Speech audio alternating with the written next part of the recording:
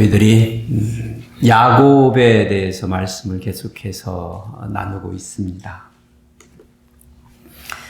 베델의 도망자, 형 에서와고의 갈등을 피해서 이제 도망치다가 지난주에 베델에서 하나님을 만나는 역사를 저희들이 배웠습니다. 오늘은 하란의 수도자라는 시리즈로 저희들이 말씀을 나누려고 합니다.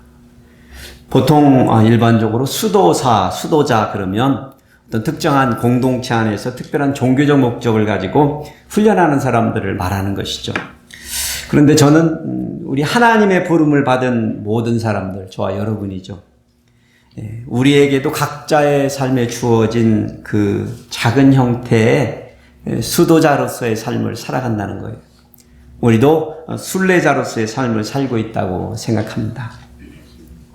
아마도 야곱이 그러한 수도자의 삶을 산 대표적인 성경에 나오는 인물이 아닐까 그런 생각을 해봅니다. 하나님의 백성이 거쳐야 하는 인생 훈련소, 그곳에서 벌어지는 일은 마치 여기 제가 그림으로 보여드리고 있는 이 음식물들이 숙성되어가는 과정들과 좀 흡사하지 않나 그런 생각을 해봐요. 이 숙성이 잘 되려면은 효소에 의해서 발효가 되잖아요. 그런데 거기에는 충분한 시간이 또 필요하고 적당한 세균이 활동할 수 있는 그런 환경 안에서만 정상적인 숙성이 이루어지고 그 음식에는 우리가 기다리고 기대하는 그런 맛이 우러납니다. 인간의 성숙에 있어서도 어쩌면 그런 긴 세월과 그런 인내가 필요한 것이 아닐까 생각을 해보고, 그래서 오늘의 설교의 키워드를 저는 숙성이라는 단어로 골라봤습니다. 오늘 본문에서 저희들이 창세기 31장을 커버하지만 그 전의 장들도 함께 다 커버해야 돼서 내용이 많습니다. 야곱이 어떻게 자기의 인생의 고난을 통하여서 숙성되어 가는지, 하나님의 섭리를 깨달아가면서 성숙한 수도자의 삶을 사는지를 말씀을 통해서 배워보려고 합니다. 그래서 오늘의 설교의 제목이 하란의 수도자가 된 것입니다. 오늘 교독 말씀은 창세기 31장 41절에서 49절만 읽겠습니다. 교독을 하실 때 나는 전에 믿었던 사람에게 한번 당해본 적이 있다. 뭐 사기를 당해봤든지 뭐 하여튼간 당해본 적이 있었다 하시는 분들이 읽으시고요. 그 다음에 나는 사랑하는 사람에게 상처를 받아봤다라는 분들이 읽어보시겠습니다. 시작. 내가 의삼촌의 집에 있는 이 20년 동안 의삼촌의 두 딸을 위하여 14년, 의삼촌의 양떼를 위하여 6년을 의삼촌에게 봉사할 거니와 의삼촌에게 내 품삯을 10번이나 바꾸셨으며 우리 아버지의 하나님 아브라함의 하나님 곧 이삭이 경유하는 이가 나와 함께 계시지 아니하셨더라면 의삼촌께서 이제 나를 빈손으로 돌려보내셨으리다마는 하나님이 내 고난과 내 손의 수고를 보시고 이제 밤에 유삼촌을 책망하셨나이다. 라반이 야곱에게 대답하여 이르되 딸들은 내 딸이요 자식들은 내 자식이요 양떼는 내 양떼요 네가 보는 것은 다 내 것이라. 내가 오늘 내 딸들과 그들이 낳은 자식들에게 무엇을 하겠느냐. 이제 오라. 나와 네가 언약을 맺고 그것으로 너와 나 사이에 증거를 삼을 것이니라. 이에 야곱이 돌을 가져다가 기둥으로 세우고 또 그 형제들에게 돌을 모으라 하니 그들이 돌을 가져다가 무더기를 이루매 무리가 거기 무더기 곁에서 먹고 라반은 그것을 여갈 사두다라 불렀고 야곱은 그것을 길르엣이라 불렀으니 라반의 말에 오늘 이 무더기가 너와 나 사이에 증거가 된다 하였으므로 그 이름을 길르엣이라 불렀으며 또 미스바라 하였으니 이는 그의 말에 우리가 서로 떠나 있을 때 여호와께서 나와 너 사이를 살피시옵소서 함이라. 아멘. 도망자 야곱이 루스에서 베델의 하나님을 만나서 자기의 수도자로서의 정체성을 발견하게 되었습니다.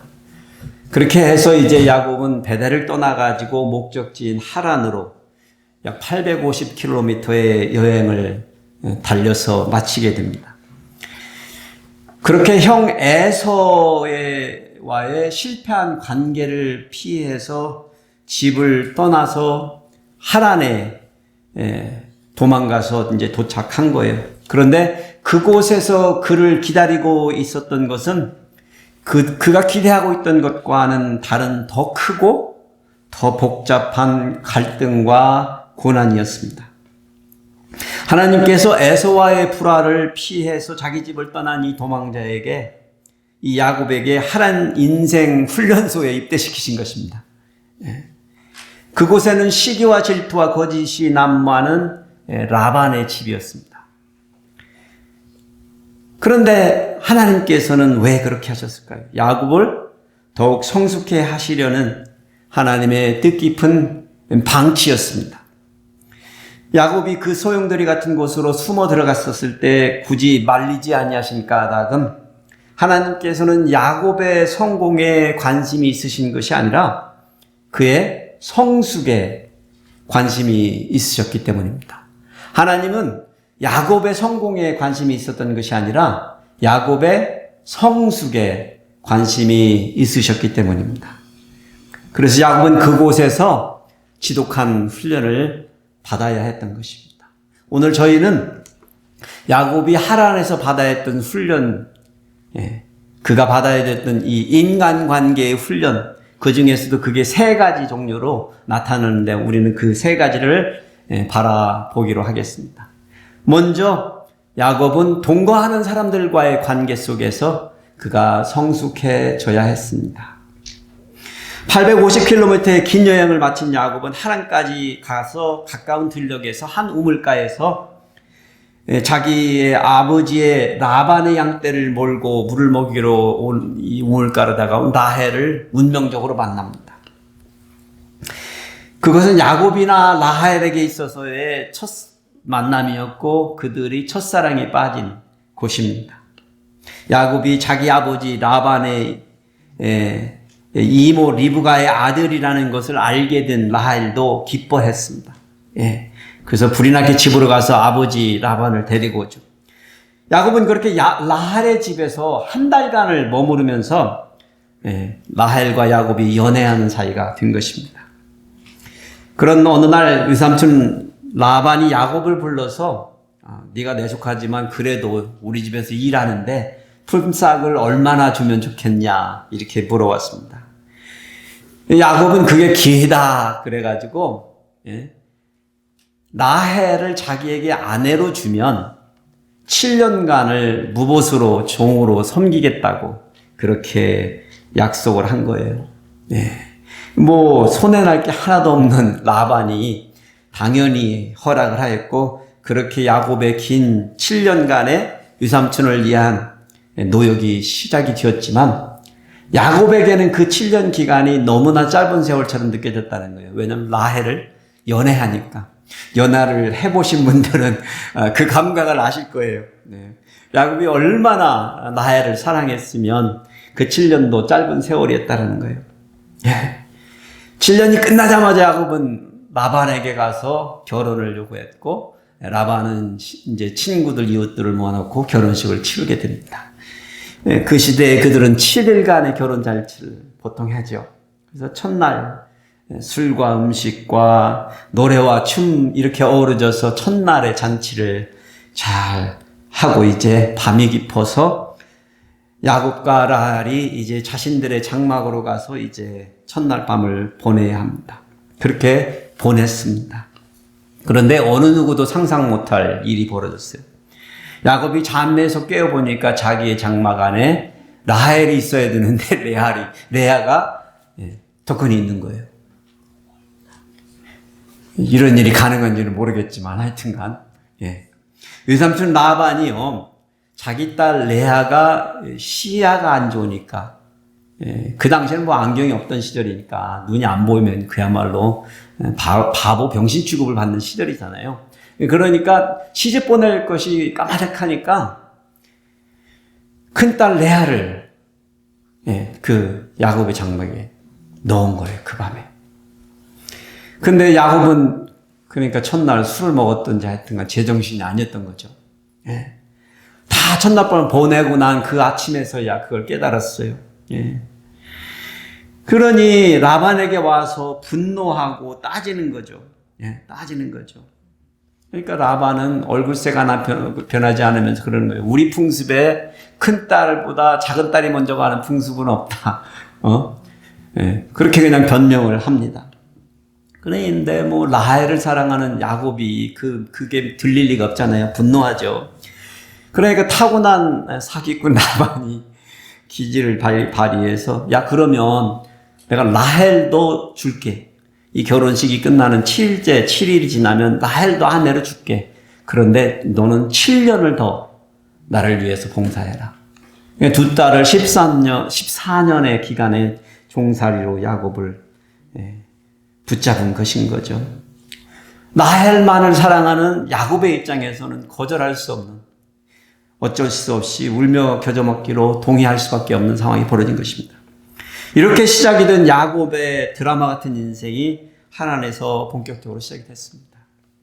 여러분, 라헬만을 사랑하는 야곱입니다. 그러니 당연히 레아는 야곱이 그녀에게 진심 어린 관심을 보였을 리 없잖아요. 그러니 그녀는 한없이 불행합니다.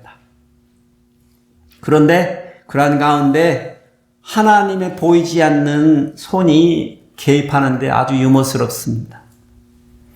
하나님께서는 야곱의 사랑을 받지 못하고 있는 레아에게 레아의 편을 들어주십니다. 레아와 함께 먼저 해주시길. 그래서 레아가 야곱하고 동침하는 족족 자식들을 낳게 되는 겁니다. 그렇게 해서 야곱의 관심을 받도록 하나님이 만드신 거예요. 그러니 레아는 야곱으로부터 루벤, 첫째 아들이죠. 시므온, 레위, 유다까지 그렇게 줄줄이 아들을 낳고 자기가 남편으로부터 사랑받지 못하는 그 신세에 대해서 보상받았다라고 위로를 삼으면서 살고 있는 것이에요. 그런데 문제는 라헬입니다. 남편의 사랑을 독차지하고는 있지만 지금 무자합니다. 그러니 그녀도 또한 불행합니다.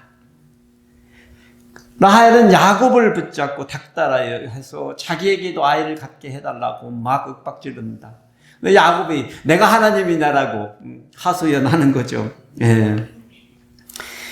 그러니 라헬이 레아의 자식들을 바라보면서 질투가 극에 달하니까 야곱의 인생이 막장 드라마가 되어갑니다. 라헬이 자기의 몸종 빌하를 야곱이 품도록 강요합니다. 그래서 야곱이 어쩔 수 없이 그녀를 또 품고 빌하를 통해서 야곱의 5번째 아들 단과 6번째 아들 납달리를 낳게 됩니다. 라헬은 그렇게 빌하의 아들들, 자기의 몸종의 아들들을 바라보면서 이제 위로를 삼고 만족해하며 살고 있는 거예요. 그런데 자기의 태가 문이 닫힌 레아가 그것을 보고 있는데 이제 심기가 꼬이는 거예요.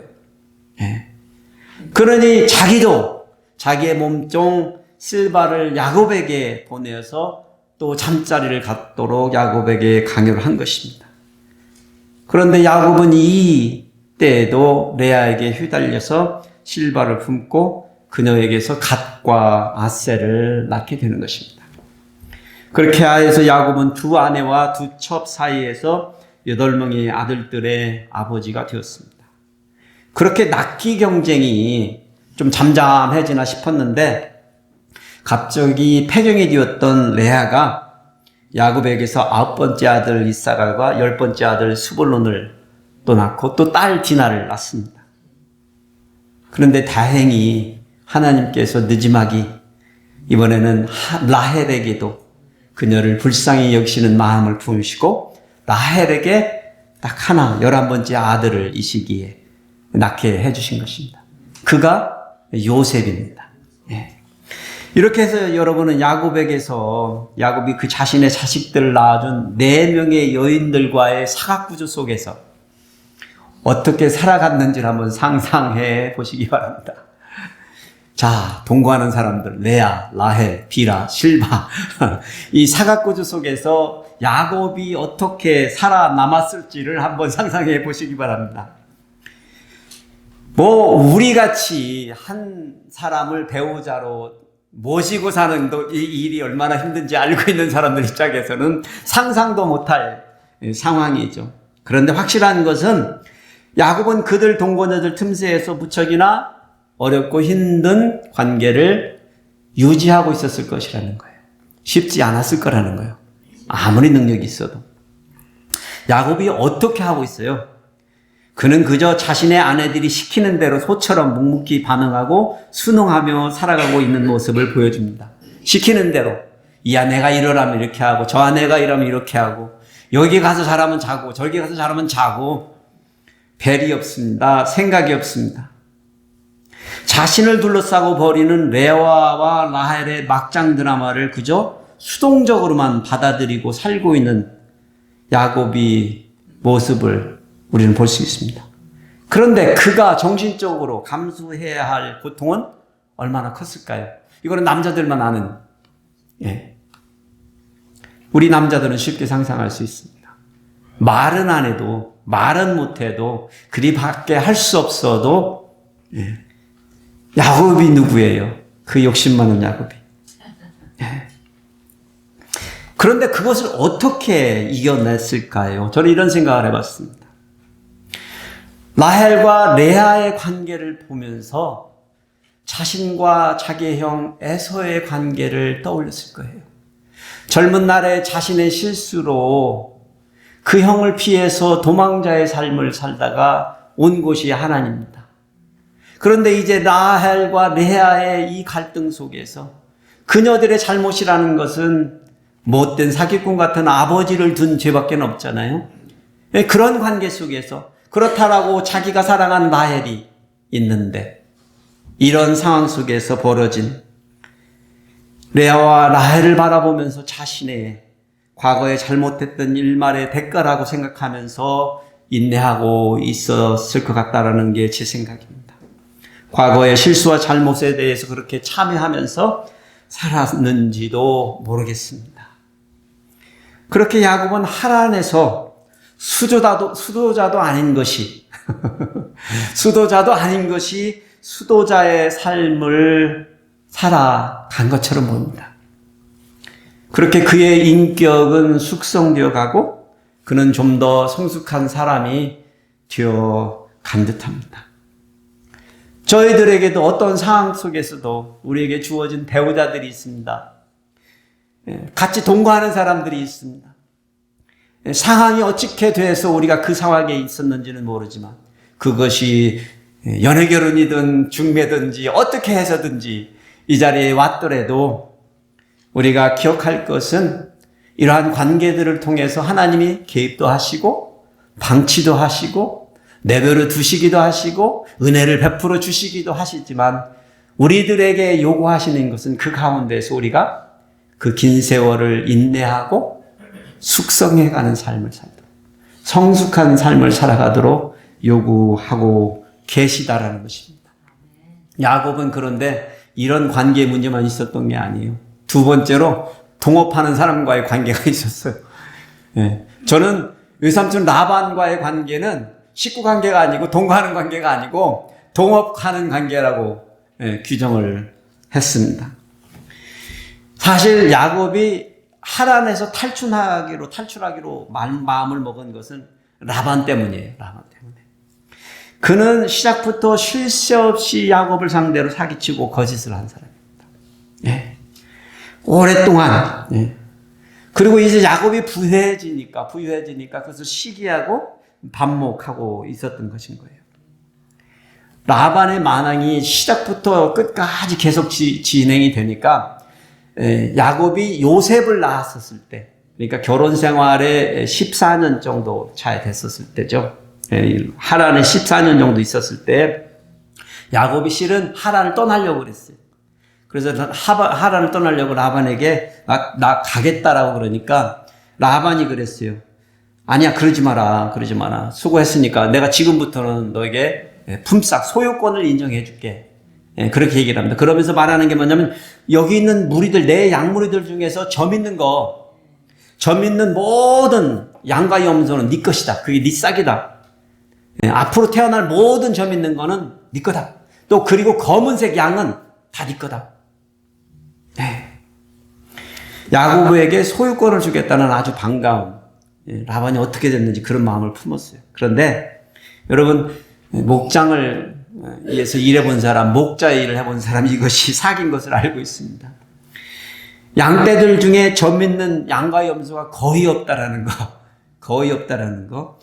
양 중에 검은색으로 있는 양이 거의 없다라는 것을 알고 있는 야곱이었지만, 야곱은 그 말에도 속아 넘어가줍니다. 일반적으로 양은 전체적으로 흰색이고 염소는 검은색입니다. 그러니 점박이 양이나 염소는 드물고 검은 양이 거의 없었던 것이죠. 그런데요, 야곱을 품삯으로 주겠다고 서로 그렇게 약속을 하고 나서 라반은 참 치사합니다. 그나마 있는, 자기 무리들 중에 그나마 있는 점박이, 얼룩무늬 있는 양과 염소를 가려내고요, 양 중에 검은색이라고 뜬 양이 있으면 그걸 가려내서 그것을 자기 아들들의 목장에 보내버린 거예요. 사흘길이 먼 거리에 있는 목장으로 보내버린 거예요. 그러니까 이제 야곱이 쳐야 될 라반의 양들이나 염소 중에는 한마디도 야곱이 소유를 주장할 수 있는 것들이 없었던 것입니다. 그러니까 앞으로 태어날 것까지도 원천봉쇄해버린 거예요. 참, 그렇게 라반이 야곱을 그리 대한 것입니다. 그런데요, 그 시대에 목장을 치는 목자들에게는 어떤 들려오는 한 미신이 있었던 것 같아요. 미신. 이 나무 껍질을 벗기면 그 속에 하얀 나무들, 단풍나무나 산풍나무, 살구나무 이런 나무들이 껍질을 벗기면 그 안이 하얗단 말이에요. 어렸을 때 여러분 버드나무 가지고 꺾어서 피리를 불어보신 분들은 아실 거예요. 이렇게 꺾어보면 아주 매끈하고 하얀 대가 나온단 말이죠. 그런 나무들을 양 무리들 앞에다 이렇게 쳐놓으면, 이렇게 놓으면 양들이 그 앞에서 놀고 또 교미도 할 거 아니에요. 그렇게 해서 태어나는 새끼들은 얼룩무늬가 있을 거라는 그런 미신들이 있었던 거예요. 그런데 이제 목자들은 그런 미신들이 있지만 해봤을 거 아니에요. 해보면 어떻게 될까요? 그냥 50대 50이겠죠. 그냥 평상시대죠. 평상시죠. 그런데 다급해진 야곱입니다. 다급해진 야곱이니까 어떻게 해요? 그 짓을 하는 거예요. 야곱이 그 짓을 하는 거예요. 그런데 무슨 일이 벌어져요? 그 라반의 양떼 무리 중에서 전방에는 아무것도 없는데 야곱이 그렇게 미신대로 했는데 어떻게 됐어요? 어느 것들이 태어나기 시작하는 거예요. 족족이. 이게 미신이 진짜라서 그래요? 여러분들 지금 해보면 그런 새끼들이 태어날까요? 왜 그렇게 됐을까요? 하나님이 개입하셨어요. 그리고 야곱은 그것을 알고 있었던 거예요. 라반이 자기를 사기쳐서 그걸 다 이렇게 그럴 수 있는 가능성까지 다 없애버렸지만 하나님께서 함께 하심으로, 그러죠. 나중에 아내들에게 말할 때 이렇게 얘기하잖아요. 야곱이 하나님이 그를 막으사 나를 해치지 못하게 하셨다. 그렇습니다. 하나님께서는 늘 라반에게 사기당하고 있던 야곱으로 하여금 위기에서 벗어날 수 있도록 인내도 주시고 보이지 않는 개입의 손길을 보내주셨습니다. 늘 그렇게 도와주셨습니다. 생각해보면 우리들의 인생에 있어서도 때로는 하나님 어디 계십니까? 라고 우리가 소리쳐 부르기도 하지만, 간구해보기도 하지만 늘상 언젠가는 어디선가는 하나님의 손이 개입해왔던 것을 뒤돌아보면 우리도 깨달을 수 있습니다. 깨달을 수 있습니다. 그러니 야곱은 그 긴 20년의 세월을 누구를 붙잡고 이 시간을 견뎠다고요? 하나님의 은혜를 붙잡고 이 동업하는 사람들, 라반의 이 사기에 그 환경을 이겨 나가고 있었다라는 것입니다. 그래서 여러분, 우리들도 우리에게 닥치는 어떠한 사람들이죠. 우리와 동업하게 되는 사람들, 같이 일하는 사람들이 있습니다. 그러함에도 우리가 바라봐야 될 것은 그 동업자가 아니고 누구라고요? 하나님이시라는 거예요. 그 하나님의 은혜를 붙들고 저도 여러분도 그렇게 이 싸움을 싸워갈 수 있는 여러분들이나 제가 되기를 축복해 드립니다. 야곱은 그런데 거기에만 문제가 있었던 건 아니에요. 그냥 사방팔방이 다 사면초가가 문제입니다. 동행하는 사람들과의 관계입니다. 라반의 아들들이에요. 사촌 형제들이죠. 야곱은 거의 날마다 양떼들을 데리고 이제 들녘으로 나가서 양을 쳐야 했습니다. 근데 들녘에 나가면 자기의 일터에 가면 만나야 되는 사람들이 있었어요. 누구라고요? 사촌 형제들이었습니다. 라반의 아들들이었던 거예요. 여러분이 아침에 일어나서 직장을 가야 되는데 가서 만나야 되는 사람이 라반의 아들들인 거예요. 조카들인 거예요. 형제들, 사촌동 형제들인 거예요. 예. 그런데 어느 날 야곱이 그들이 하는 말을 엿들은 거예요. 예. 1절에 그 말이 나오잖아요. 야곱이 우리 아버지의 소유를 다 빼앗고 우리 아버지의 소유로 말미암아 이 모든 재물을 모았다라고 그들이 공공연하게 말하고 있었던 거예요. 야곱이 거기 있었는데도 말한 거죠. 그러니까 야곱이 들은 거니까요. 그래서 생각을 해보세요. 일터에 갔는데 그런 놈들이 줄비한 거야.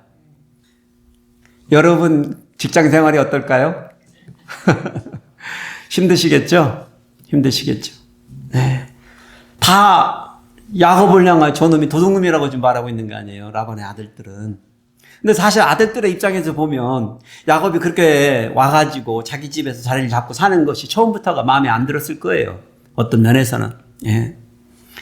자신을 도둑 취급하는 사람과 거의 매일 시간을 보내야 하는 야곱의 처지에서 그는 어떻게 견뎠을까요? 동료나 아니면 보스 간의 갈등으로 일터에서 겪어보신 분들은 아실 거예요. 뭐 저도 거의 직장생활 20년을 했기 때문에 한 번이 아니라 여러 번 겪어봤습니다. 부서도 옮겨야 됐고 그런 상황이 있었습니다. 또 많은 분들은 그렇기 때문에 또 회사를 떠나는 사람도 있었습니다. 그런데 야곱은 어떻게 견뎠을까요? 속으로는 그럴 거 아니에요. 이거 때려치고 가버려야지.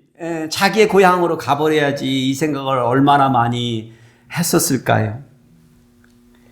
그런 사람들의 갈등을 겪어보지 않은 사람들은 잘 모르죠. 그 남자들이 대부분이 겪는 갈등이에요. 요즘에 여자분들도 직장 생활을 많이 하시니까 이제 그걸 경험하시고 아시죠. 남자들이 아무렇게 일을 많이 안 하는 것 같아도 나가서는 그게 전쟁터라는 거예요. 경쟁자들이 있고 기회만 주면 밟아서 누르려고 하는 사람들이 질비하다는 것이죠. 그런데 야곱에게는 누가 계셨다고요? 하나님이 계셨다고요. 그렇게 버티기가 힘들 때 하나님은 어김없이 또 나타나 주신 거예요. 그래서 하나님이 야곱에게 말씀하신 거예요. 내 조상의 땅, 내 족속에게로 돌아가라. 내가 너와 함께 있으리라. 이제 네가 잘 참았다. 이제 가도 된다 하신 거죠. 사실 하나님의 이 명령을 받기 전까지 야곱은 얼마나 그 가슴이 타고 힘들었을까요? 괴로워하고 어떠한 결정도 내리지 못하고 사실 고향을 떠나올 때 어머니가 에서가 감정이 누그러지면 인편을 보내서 너를 데리러 오마 했는데 그 어머니가 시기를 놓치고 먼저 돌아가신 듯해요. 하나님이 말씀하실 때예요. 그 말씀에 반응하는 사람들, 언약의 사람들이나 은혜의 사람들의 특징이 있습니다. 그것은 그 하나님의 말씀에 절대로 타협하지 않는다는 거예요. 그 사람이 비록 약하고 연약하고 미약하고 불완전한 상태에 있어도 하나님의 은혜를 입고 사는 사람들, 하나님의 언약을 붙들고 사는 사람들은 그런 하나님의 말씀을 굉장히 단순하게 순종한다는 거예요. 야곱도 순진할 정도로 그렇게 단순하게 하나님의 명령에 따르게 됩니다. 그는 당장에 들녘에서 일하고 있는 아내들을 불러들였습니다. 그리고 말합니다. 지금 일어나 이곳을 떠나서 나의 출생지로 돌아가라고 하나님이 말씀하셨다. 그러면서 지금까지 20년간 그들의 아버지 라반과 살면서 얼마나 힘들었는지를 말해줍니다. 모르겠어요. 그 전에 라반이 자기의 아내들을 붙들고 너네들 아버지가 나를 얼마나 힘들게 하는지를 하소연했는지 모르겠어요. 제 생각에 야곱이 그랬을 것 같지가 않아요. 못했을 것 같아요. 그나마 내 편인데 그 아내들마저 저 편 만들면 어떡해. 못했을 것 같아요.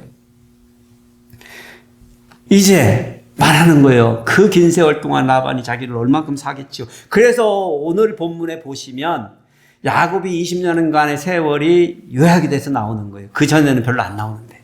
예.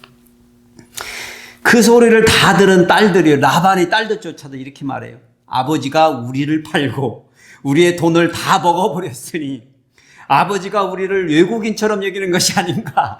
우리는 자기 딸이라고 생각하지도 않는다. 이렇게 생각한 거예요. 예. 가만 생각하니까 자기들도 결혼시켜놓고 소유가 아무것도 없는 거예요. 그 긴 세월에. 예. 그렇게 해서 이제 아내들의 동의를 받아서 야곱이 그 시간에 라반에게 말도 하지 않고 몰래 하란을 떠나기로 한 것입니다. 라반이 때마침 양치로 들녘에 나갔는데 3일 걸려서 그 소식을 안 거예요. 야곱이 도망친 걸 안 거예요. 그래서 부랴부랴 사람들을 모집해서 추격을 해온 거 아니에요. 7일 길을 달려서 길르앗이라는 곳에 온 겁니다. 그 산에서 캠프를 치고 잠을 자게 됐어요. 아직 야곱의 장막까지는 못 간 거죠.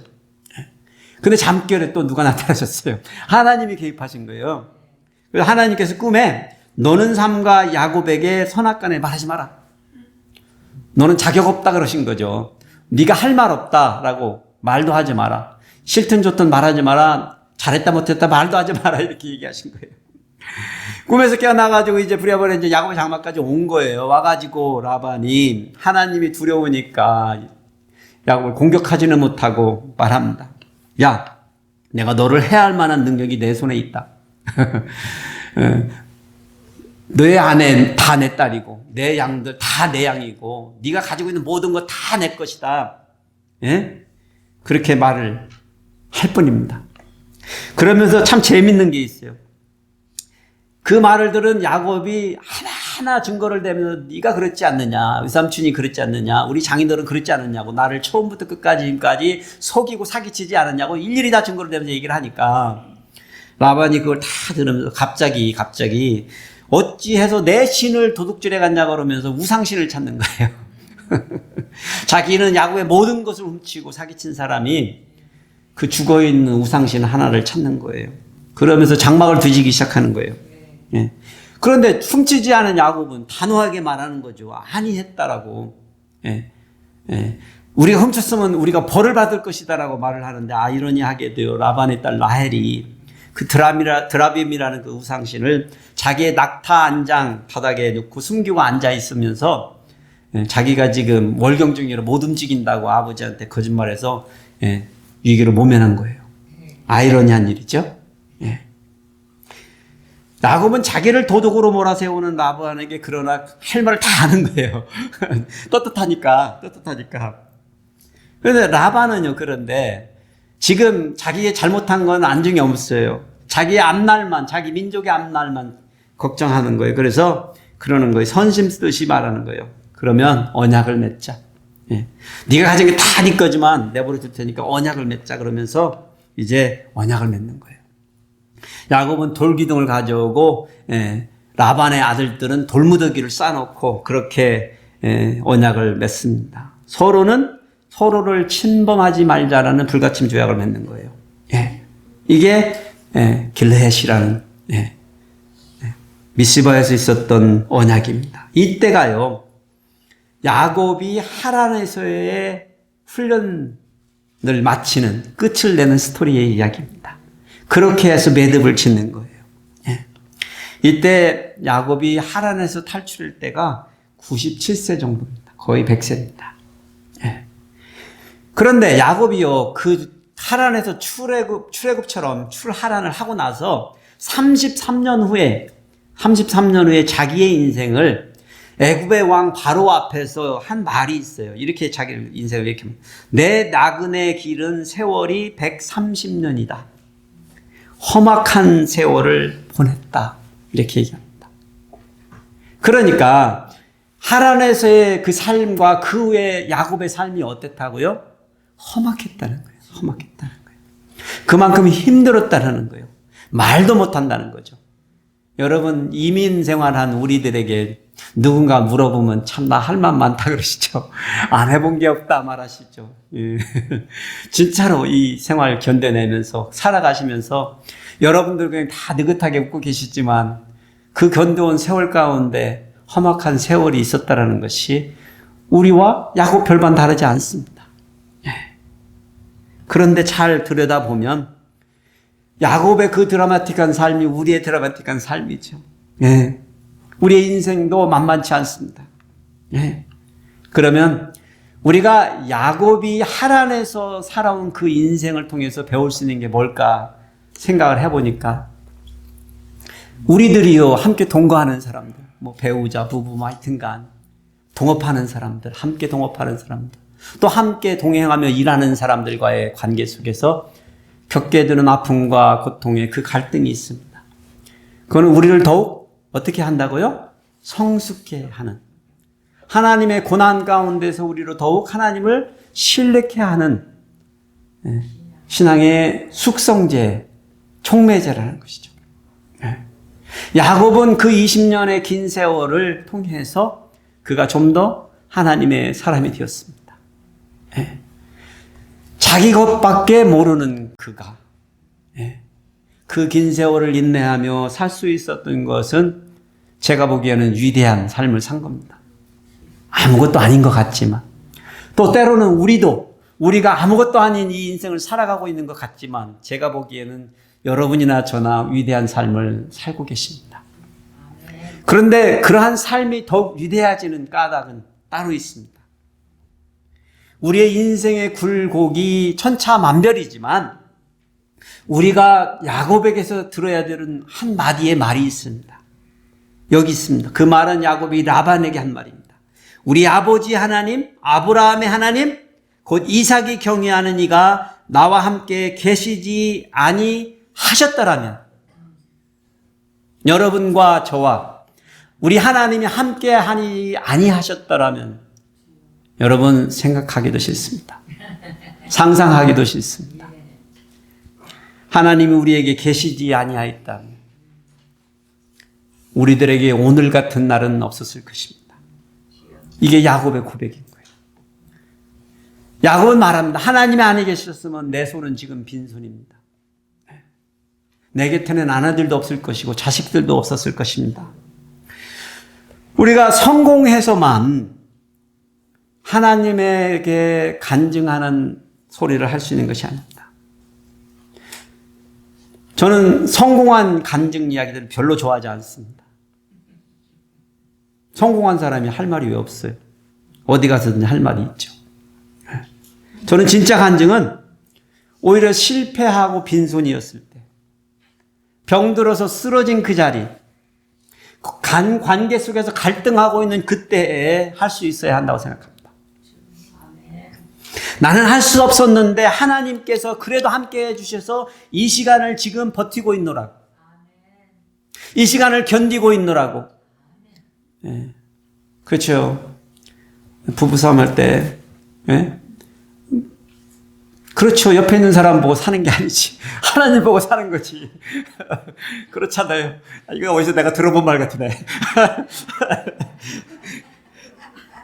그렇게 소망을 끝까지 버리지 아니하고 살았노라고, 살고 있노라고, 살겠다라고 할 수 있는 그날까지요.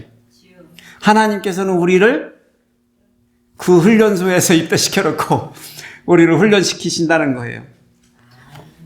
그래서 저는 이런 삶이, 우리의 삶이, 야곱의 삶이 수도자의 삶이라고 보는 것입니다. 네. 저는 우리 성도님들이 가난하면 가난한 대로, 무능하면 무능한 대로, 약하면 약한 대로 그렇게 하나님께 고백하고 그 주어진 환경에 만족해하며 사시는 모든 분이 다 되시기를 축복해드립니다.